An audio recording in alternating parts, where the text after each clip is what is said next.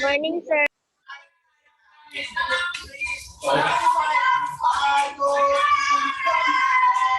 Morning.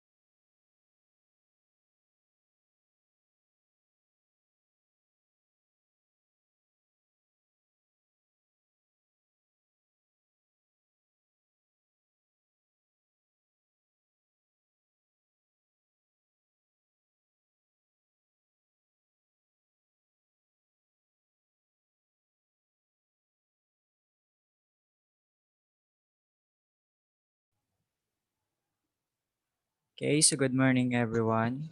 No? Ang dami natin ngayon 3,000 lang tayo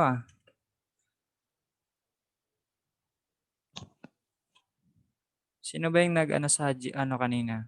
Sa GC natin?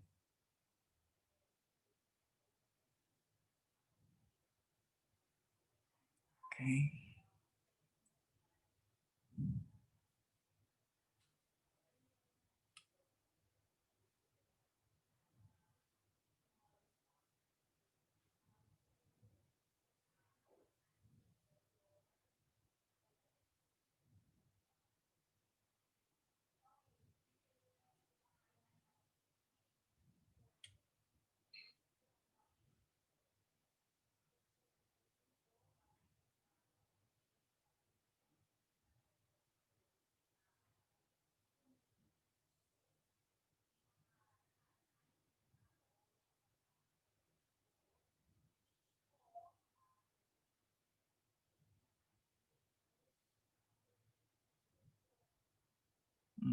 Wala pa rin umaten.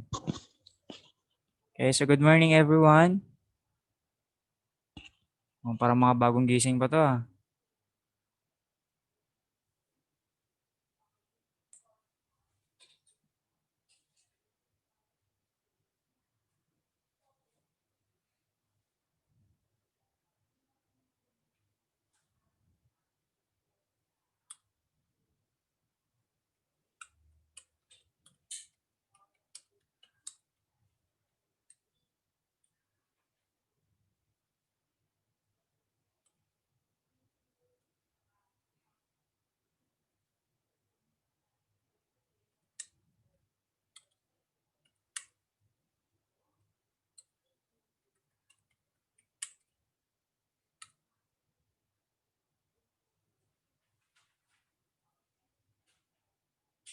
Okay, so let's start our class. Okay, so I share my screen.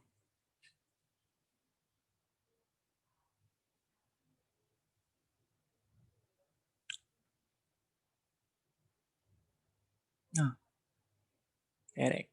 Okay.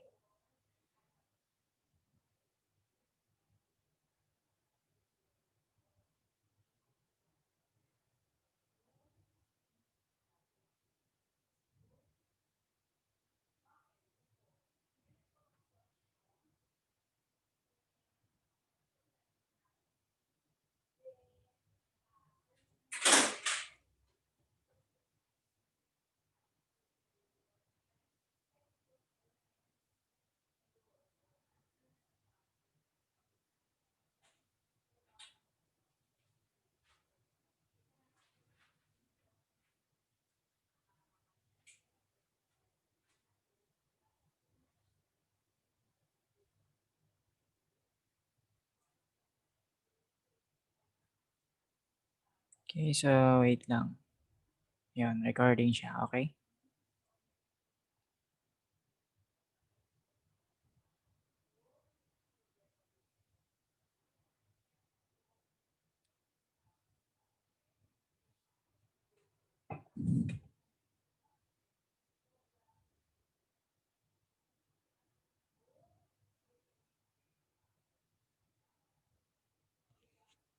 Okay, so our subject for today is Introduction of Philosophy. So our topic is Doing Philosophy. Okay? So in philosophy, a study of ultimate reality, causes, and principles underlying being and thinking. Okay? So it has many aspects and different manifestations according to the problems involved in the method of approach. And it is emphasized or emphasis used by the individual philosopher, no? And then the disciplines or the discipline concerned with the questions of the how one should live or what we call that as ethics, and then what sorts of things exist and what are their essential natures or metaphysics, yan yung kung tawagin, no? And then what count of a as genuine knowledge, okay? And what are the correct principles of reasoning, okay? As I use originally by the ancient Greeks, the term philosophy meant the pursuit of knowledge, no? And then for its own sake, and compressed with the all areas of speculative thought, including the arts, sciences, and religions. Okay? So that are yung mga philosopher na mga ideas nila, no? So where they come from, okay? And then the value of philosophy. So the aim of philosophy is the achievement of knowledge through criticism, you know, and then which gives unity and system to the body sciences. Okay, so however, philosophy does not maintain a substantial body of definite knowledge in the sense of the history. Okay, in mathematics or the physical sciences do, no? So hindi lang nakafocus lahat ng philosophy about sa knowledge about the the evolution, no, but they also uh, nag ano din sila for kind of na history about the mga problem solvings, especially in mathematics and how to experiment things, no, yan yun. And then when definitely knowledge and subject becomes possible, it splits off, forming another discipline, no? And then the study of heavens, of natural sciences, and the human mind, then originated in a philosophic investigation, and now assume the figures of astronomy, physics, and psychology. Okay, so with the respect of definite answers, the uncertainty of a philosophy is more apparent than real. So that is the value of a philosophy. Okay, so let's proceed to holism. Holism is a general terms of a whether in science, sociology, economics, linguistics, or philosophy. So in holism, marami siyang factors, no, na nakapaloob doon. Okay? So this is the idea that all of the properties of a given system cannot be determined or explained by its component, no? And then its parts alone. And between the system as a whole determines in an important way how the parts behave. And then in philosophy, the principle of holism, no, which comes from the Greek holos, meaning all or total. Okay, and it is concisely summarized by Aristotle. No, siya yung nag-summarize in his Metaphysics. Then the whole is more than the sum of its parts. Okay, so however, the term holism was only introduced into the language by South African statesman and John Smuts, and recently as 1926. Okay, so there are parts of holism or types. First is epistemological holism, semantic holism, and confirmation holism, holism, and moderate holism. Okay, so our reflective practice, no. Let's go. It is activity is simply defined as the ability to think about or reflect on what you do. And it is to engage in a process to continuous learning. Okay. By Jelly said that involves paying critical attention to the particular values and theories which inform everybody's action by examining practice reflectively and reflexively. Okay, so this leads to a developmental insight. Okay, so more experience is not enough to lead to learning, and it still requires the presence of a deliberate reflection in these experiences as well. Okay, so there are the model of a reflective practice and Burton in 1970 and Colton Fry in 1975, Argyris and Sean in 1978, Gibbs 1988. But Gibbs there are so many mga naging reflective practice niya, no? Meron siyang description, feelings, and then evaluation, analysis, conclusions, or what we call as general, and conclusions to specific. And then the last one is a personal action plans. And then the model of Johns in 1995 and the model of Brockfield in 1998. Okay. So the methods of philosophizing by opinion versus truth and wisdom and truth through philosophy.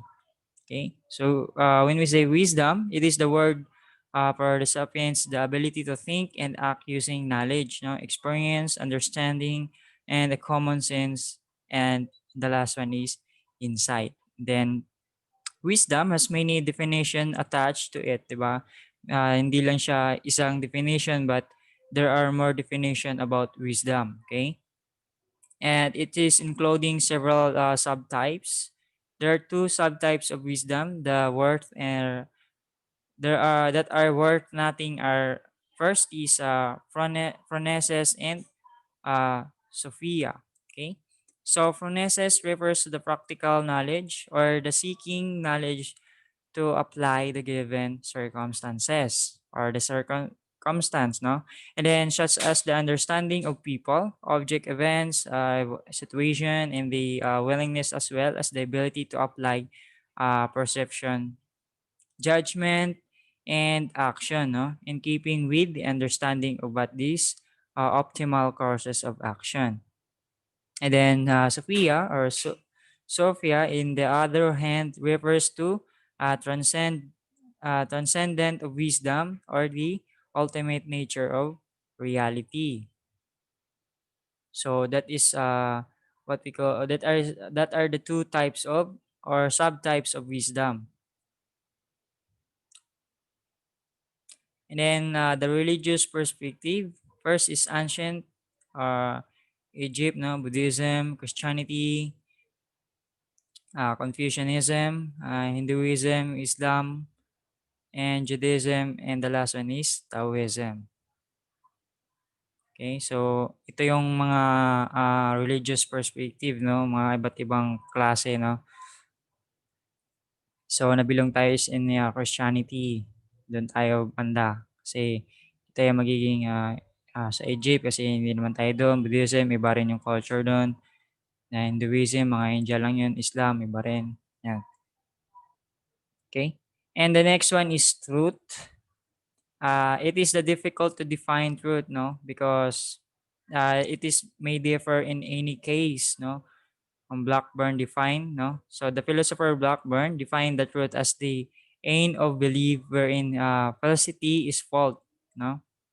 And then the same article on truth, it is says that truth is essential and believing in something that is not the truth may lead the consequences. Okay? So, ganun yung pananaw ni Blackburn, no, sa about sa truth, no. So, siya yung nilagay natin dito because parang siya yung medyo ah mas malapit, no, kasi marami siyang define, no, or sa atin lang is about sa katotohanan talaga. So, as Blackburn, siya yung ideas niya is medyo yun yung tumama sa truth, no.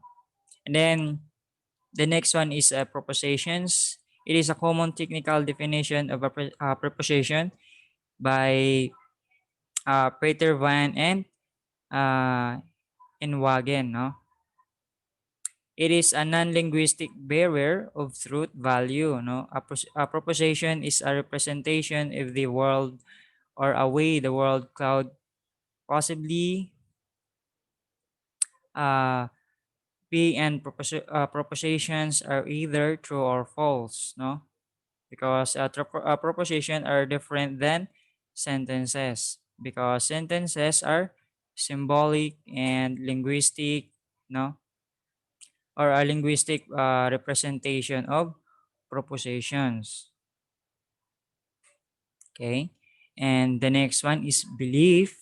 Beliefs are things that, or at least people have, no? They don't exist outside the mind. And some philosophers say beliefs are uh, dispositional, and that is the incline a person to behave in a way as if the thing that or they believe is true, no? So a belief simply is a proposition that a person accepts or are representing the way that the world actually, no? Then beliefs can be about false propositions and thus be wrong, no? Because the person accepts them as true. And then this is a critical distinction. While a proposition has to be true or false, no?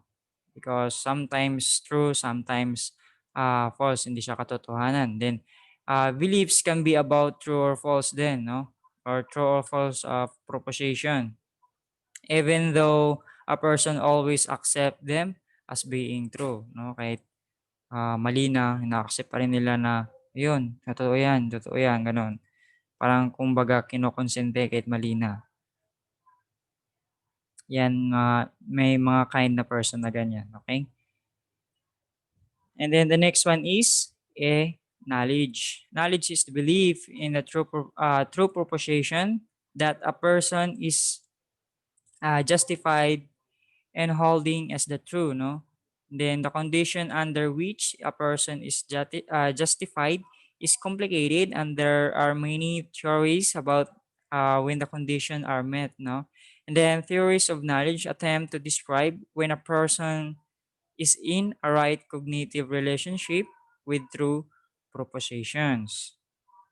So, that is knowledge, no? Knowledge is always true proposition talaga siya kasi galing sa ideas. Yung ideas mo is correct naman, no? But sometimes, or your knowledge mo is, or for example, may knowledge ka about that thing, no? So, i-apply mo yung knowledge mo about that, yo. So, in the proposition, it is always true. Okay? So that is all for about in philosophy. So now let's continue the next subject for PE, no? Kasi two subjects tayo. So i-continue ko na lang because baka yung iba hindi na makakonect ulit, no? Mahirapan kasi may bagyo ngayon, mahirapan mag-connect ulit, no? Mahirap na.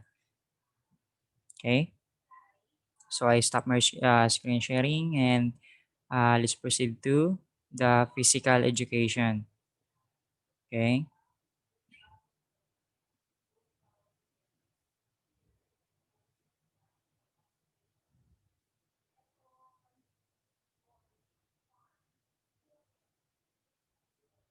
Okay.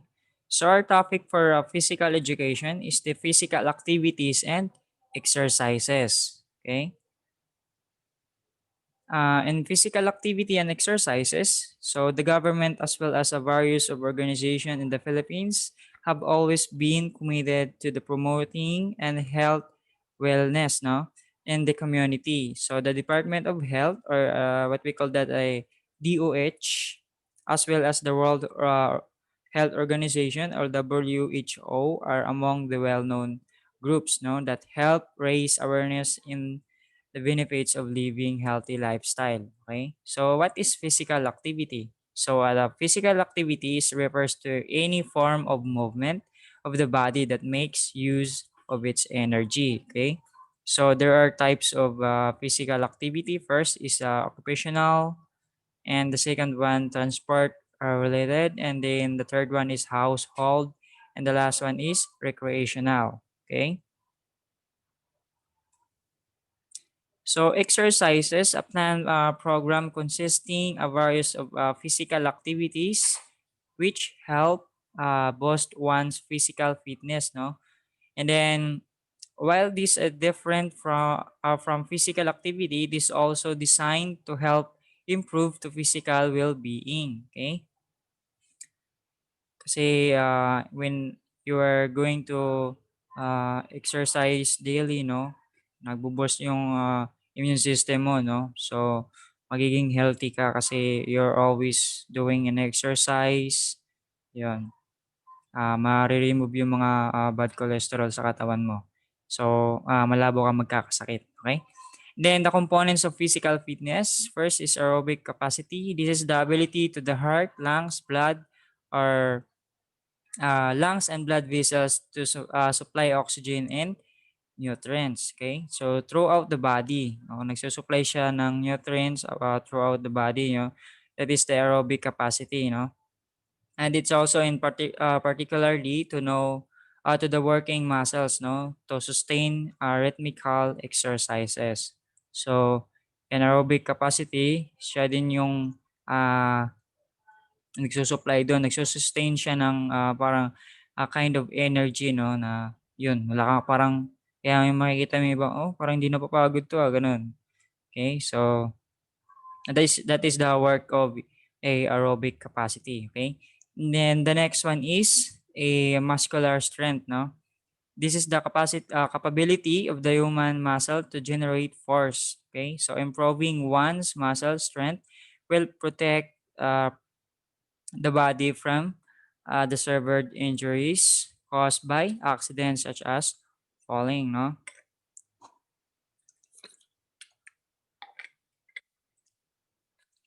Yun, mga magaganyang kind of accident, So in muscular strength, sila yung minsan na nagka-covered, pinoprotect na yung body, pero pag ah, masyadong mataas yung malaglagan mo or mahulog ka sa pinakataas, yun.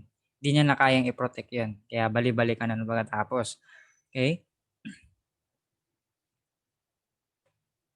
So, in muscular strength, siya din yung nag-generate ng force that ni-improve niya yung ng muscle mo, sa pag-strength. So, that is the muscular strength na yun yung kino-contribute niya sa katawan natin. Okay?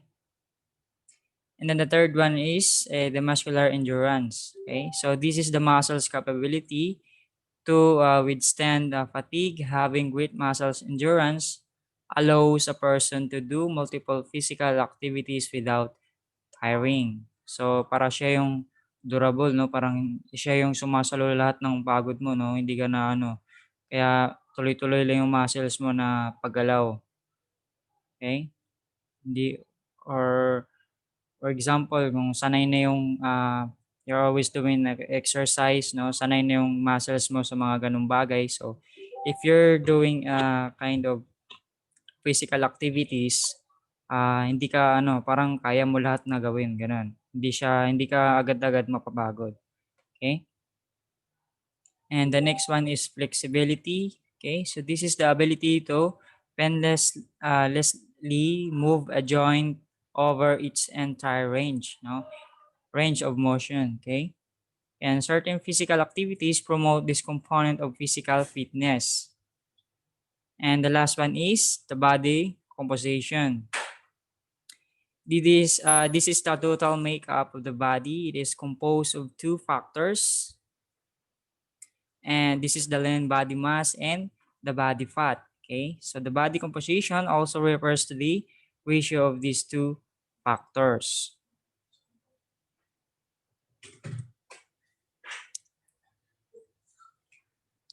Okay, so the importance of having an active lifestyle. First is hypertension, and then two types of diabetes, heart disease, and some forms of cancer. Okay, and yun yung mga prevent niya if you're going daily exercise, yung mga katawan mo is lagi kang pinagpawisan, lagi kang nag-exercise, right? Once a day or twice a week, ganun. Basta nalabas mo yung mga ganong mga bad cholesterol, yung yung katawan mo is nag-absorb siya ng maraming strength, Then there are the principles of exercise training. First is principle of overload. The second is a principle of progression. And the third one is specificity. And the fourth one is individuality. And the last one is reversibility. So That are the principles of doing an exercise training, no?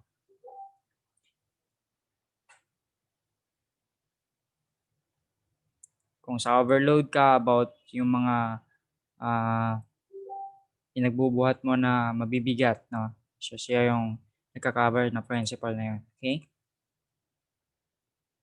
So let's proceed to FITT principles, no? Alam niyo naman to, frequency, intensity, and time.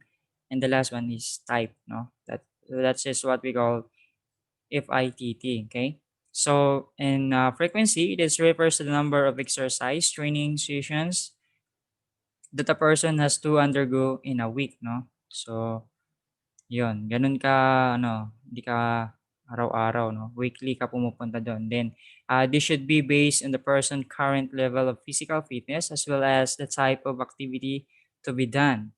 And keep it in mind that to include rest days in planning the frequency of exercise activities. Okay. And the next one is for I is intensity. This is the basically the level of difficulty of workout. Then to further improve the body, one must set a workload, no, that is more challenging than what the body is used to. Okay, so as one of improve his or her physical fitness level, he or she will have more intense workout. So in intensity, so that siya yung nag-ano ng nagpapa-improve ng your sa body mo, and then siniset niya yung workload kung gaano kabigat yung kaya mo, 'di ba? Minsan naisip mo, ito kaya ko 'to, gano'n. So, that is the principle of the I, no? Yan yung intensity, okay? And then time, no? It is the duration of exercise session, no? This varies depending on the intensity or type of activity. And then keep it in mind that high intensity workouts should not be prolonged, no? So dapat if you're doing a exercises, no, hindi rin whole day. Baga may oras lang. Ito 2 hours or 1.5. So gano'n. Kasi pag masobrahan 'yun, baka ma-over-fatigue ka nun, din yung katawan mo is ano, sasakit nun.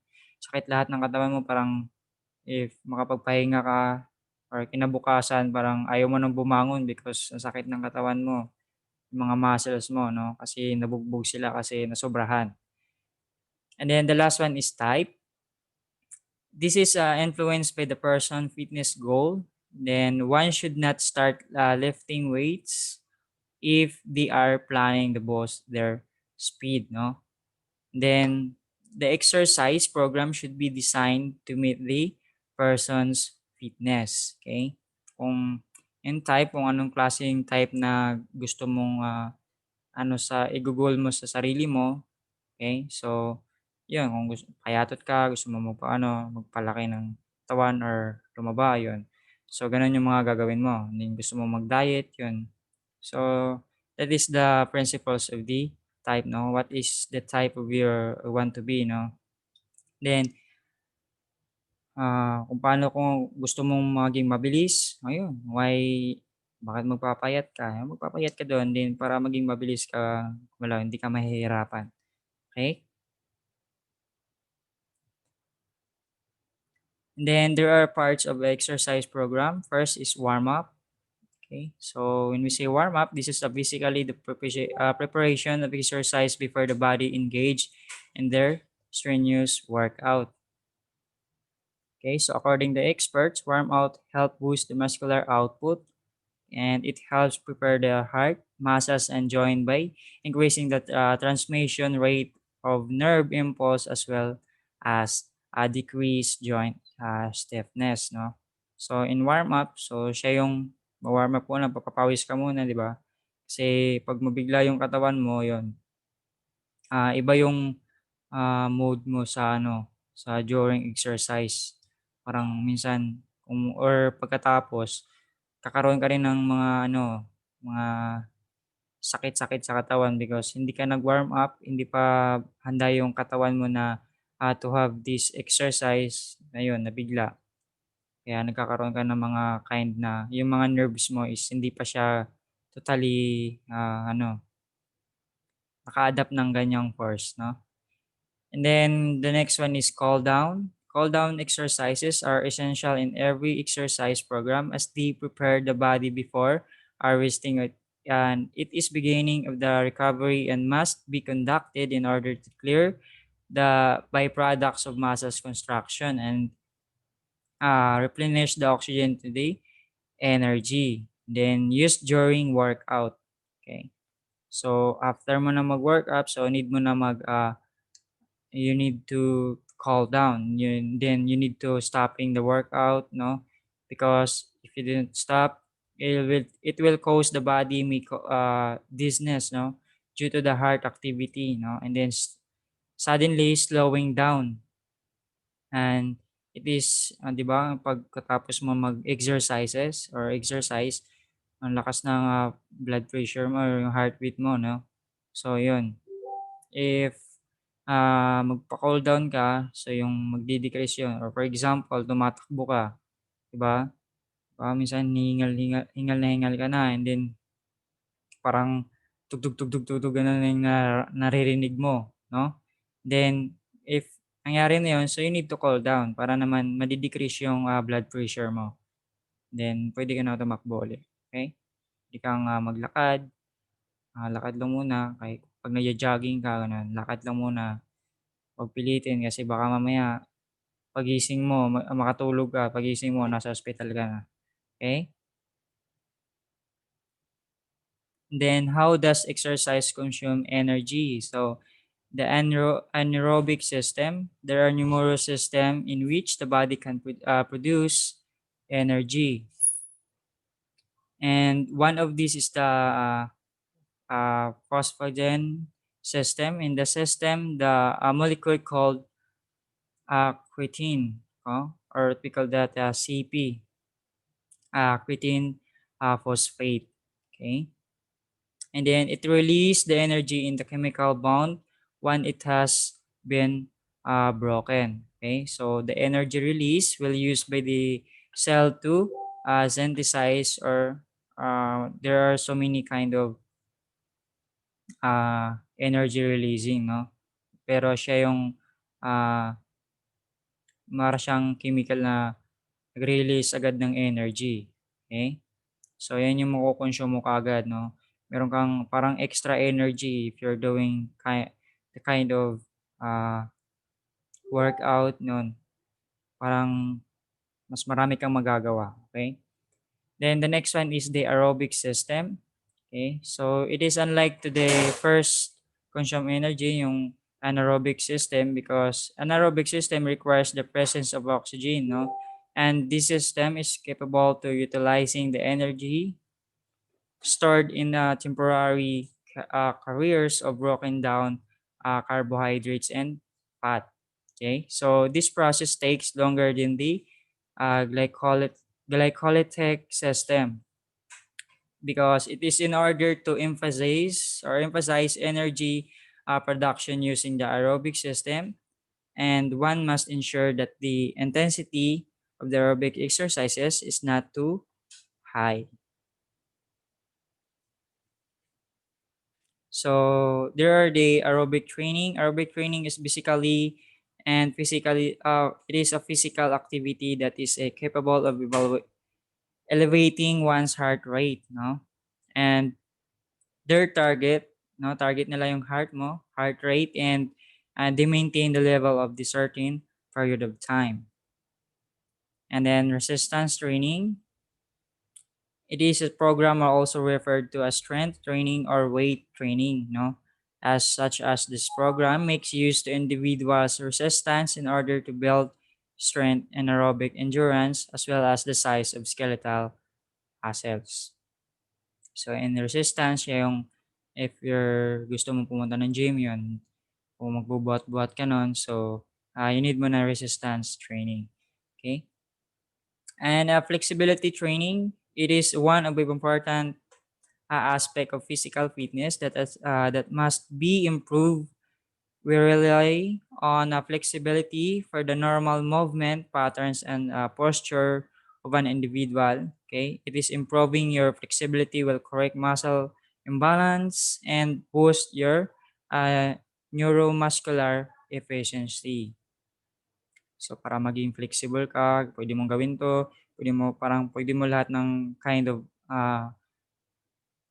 yung mga activities na ano, na nandun, pwede mong gawin lahat if you're undergo na mag-flexibility training ka because 'yan, may mga kind of training siya 'pag, gusto mong ganito, gusto mong maging flexible, gusto mong maging palaki ng katawan, may mga kind of training na, maaari mo siyang, pupunta dun, magte-training ka about dun, okey? 'Yun, dun naman tayo sa emotional eating, okay? So is the emotional, eating is a tendency of its, sufferers to respond to stressful, no? It's, difficult feelings by eating even, when not experiencing physical hunger. Okay, kahit hindi ka nagugutom, no? Yung mga emotional, eating or emotional hunger is often craving for high, calorie or high carbohydrate, foods that have minimal nutritional value. The foods that emotional eaters crave are often referred to as a comfort foods. So emotional eating. So most of that yung mga na-stress, no? Kung yung mga iba kasi stress sa ganito, dadaan na lang 'to, kainin ko 'to, kainin ko 'to, kahit hindi naman sila nagugutom talaga 'no, kinakain na ng kinain. Kaya minsan yung mga, iniwan ng mga, mahal sa buhay, mga kunwari iniwan ka ng boyfriend mo, yun, ginawa mo kumain ka na lang ng kumain, yun. So, ito ako noon, ito na ako ngayon, 'di ba, improve. Kung iniwan kang payat, 'yun, na-stress ka, kumain ka ng kumain, 'yun. Nakita ka ng boyfriend, "Oh, taba na, ang ganda na, sexy na, chubby na," gano'n, gano'n. So, 'yan yung mga kind of, emotional eating 'no. So, nangyayari talaga 'yan sa mga kadalasan sa mga girls kasi wala naman silang ibang gagawin. Hmm, hindi gaya ng mga boys na maraming gagawin, eh. Marami silang pupuntahan, maraming mga, libangan na puwedeng, gawin 'no. And then the next one is foods and, fuel for performance. Okay, so this kind naman is for athletics 'no, mga athletes na, ah para sa kanila. And then athletics are recognize the importance of training for their sport, no? What some fail to recognize is that their nutrition is just important as their physical training, okay? An athlete's body needs to proper fuel, both food and fluids to perform, no? Kasi hindi sila yung mga athletics, pili lang yung kinakain, no? Or hindi sila pa magpapasobra ng ganito kasi, nagka-cause ng ano yun sa katawan nila. So, need din nila ng nutritions na pagkain, mga nutritious food, then para bo-boost nila yung energy nila. Hindi sila agad-agad na hindi sila magkakaroon ng sakit-sakit, okey?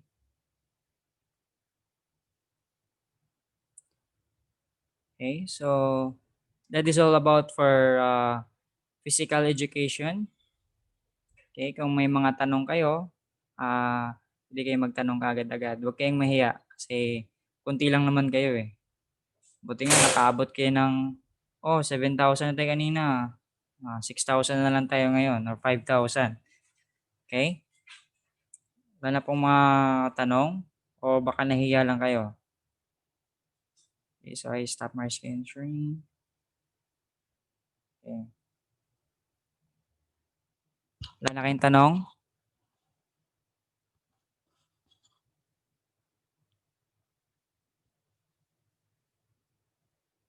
You can unmute yourself.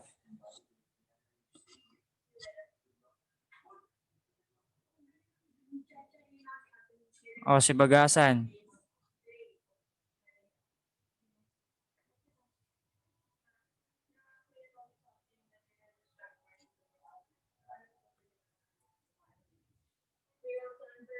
Tahimik niyo ngayon, hindi kayo nag-iingay,